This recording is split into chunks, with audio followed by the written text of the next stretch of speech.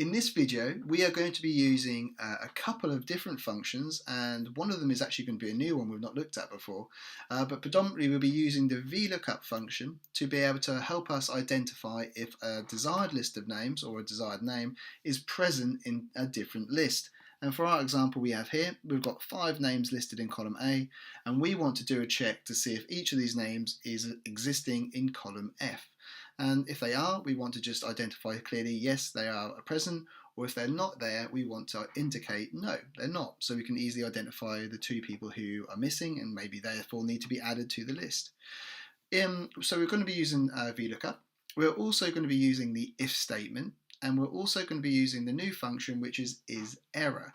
So we'll go through each of those parts as we need to look at them to help build out this formula. But hopefully this will serve as a really useful video for helping you when you're trying to compare data. So often with VLOOKUP, well not often, but when using VLOOKUP, you're obviously returning information from a different sheet or a different table. Whereas this time we're going to be using it just as that proof of concept to identify if something is present or not. What's obviously really useful, especially if you've got some data, a data set that's growing, or you're receiving information for others so that you can see how many more you're missing or what you have got already. So let's jump in straight away. So the first part we're going to do is use VLOOKUP. So all we need to do is enter our VLOOKUP function, open our brackets, and then so the lookup value we have is going to be the name, what we've got in row 2 here, what relates to the row we're currently in. So we're going to look up that value in column F. So there's only just the one column in our table that we're searching for, or our table array should I say. So we just need to enter the number 1. And then at the end here we're going to do an exact match. So we've got either true or false options we can do here, and we're now going to just introduce you to a different method of doing this. So you don't actually have to type in the word true or false, you can actually just do a 0 or a 1. So the number 1 would relate to a true or an approximate match, and the 0 is a false, so an exact match. So again, just a little tiny, not saving you amples of time, but another shortcut you can do rather than typing in false is just to add a 0 at the end of the formula.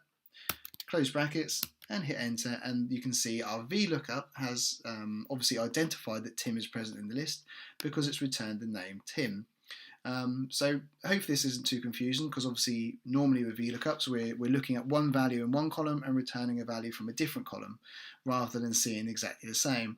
But all what's happened is, just to recap, is our VLOOKUP function is basically saying look for Tim in column F, and where you find Tim, again, just bring back whatever value is in that first column. So obviously it's going to bring back exactly the same result. If we copy this down, we can see that that populates for all the others.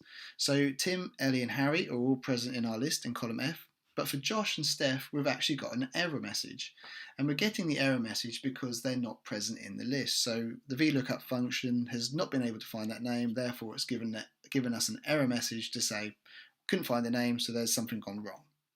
But that's fine. That's where it's going to build upon this function to give us a more cleaner result rather than these error messages.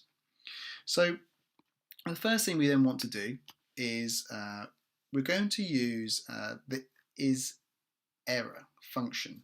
So in order to do that, we're going to put, and well, before we put it in there, what isError is going to do is, for all the examples where we've currently received a name, so for Tim, Ellie and Harry, what it's going to do is, when you use isError, the purpose of the function is to say, is there an error present? So for Tim, Ellie and Harry, there is no error, so it's going to give us a false result. And if for Josh and Steph, because we have got 2 errors, there is an error present, so it's going to give us a true result. So we're just sort of tailoring this function, or the formula put in so far, so rather than getting different names, we're going to get either a true or a false statement. So in order to do that, all we need to do is go at the beginning of our function between the equal sign and the VLOOKUP and type in isError, just like that. And as you can see from our prompt, it says checks whether a value is an error and returns true or false. So open our brackets, because we need to have a bracket between our isError and our VLOOKUP, because the VLOOKUP is going to be within the isError function. Go to the end of your function and just do another bracket like this. So this is how your function should now look. And that's all we need to do. We don't need to define the true and false. All we need to do is enter that function of isError around our existing VLOOKUP. And we can hit enter. And now you can see that we've got a false, because we know that Tim was found, therefore there's no error present. As we copy that down, as expected, you can see that we've got Josh and Steph are saying true, because we know there is an error because they're not present. So in theory, this is obviously at the moment, it's great because it's telling us some information, but it's a bit backwards, because we want this to say, we want to be getting a positive for Tim because we know he's there.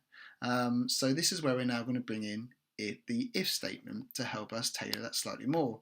So let's just stop a minute and have a look again at the function we have at the moment.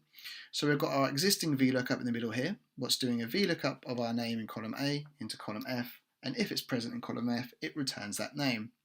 If that name isn't present in column F, we're going to get an error message, and this is why we've used the isError function, because if an error is present, we want to get a true result, and if an error is not present, so the person does appear in the list, we're going to get a false. So we're now going to use if to tailor that false and true statement to give us a yes or no in the correct purpose we're looking for. So back to the beginning of our function, and this time we're going to do if. So let's put equals if and open our brackets. So you can see this is now how it looks. So this whole existing function or formula we've got in here, so from isError all the way to the end of this last bracket, is our logical test. So all we need to do is go to the end and do a comma. So for this one, what we need to do is remember that what the if statement does is it's looking for, obviously, it's performing a logical test to get a true and false answer. Our logical test at the moment is already outputting that true or false. We just need to turn it around the other way. So if we get a true result from our function we have here, then we know that there is an error present. So if an error is present, we want to return the answer of no. So let's do no like that. And the reason we're doing that is because if an error is present, we're going to get a true result from our isError. But obviously, if the error is present, then it means the person doesn't exist in the list. So as you can see at the top of column B, our question is in list ? So if we know there's an error and that person's not there, we want to return the result that says no. So when you answer that question in list, you'll get a no for all the people that aren't present in the list. Sorry, that seems quite, hopefully that sinks in quite obvious, and I'm not just sort of waffling there, but I'm just really trying to make you understand and help you understand what we're trying to achieve. So we can do no there. And then obviously if there is a false, so there's no error present, then yes, that person is in the list because there was no error when we were trying to find them. So let's then do a yes, and make sure both of these are in quotations, close our brackets, and then we can hit enter. And then as we pull that down, we can now see our final result as desired.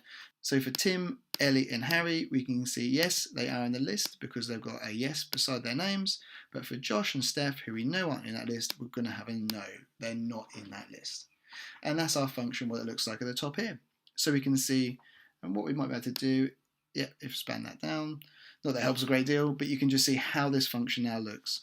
So the first part was this VLOOKUP function in the middle here, to identify or to do the search for that value to see if it existed. The second part was then obviously entering the isError, so it then looked like this bit you now have highlighted here. So this gave us the true or false. And then we used the last part here of the if statement to then convert the true and false into the correct reflection of if that person is available in that list or not. And there you go, and that is the basically how you can use the VLOOKUP function with obviously the if statement and isError to as a checking point, shall we say, to identify if your desired values are present in another list. We hope that video was great use to you and you've got many scenarios in which you can use that. Hopefully this also now gives you the option to be able to, when you're cross-checking your data or just doing your sort of self-validation, another method you can use just to ensure that everything is present where it should be. If you haven't already, please do subscribe to the channel. Make sure to hit that bell notification button so you're notified of each of our new videos when they come out onto YouTube. As always, links to our website and social media can be found in the description below this video, so please do check those out. And if you have any questions at all, please either drop us a comment below this video or reach out to us in one of the links in the description. Thank you very much, and we'll see you in the next video.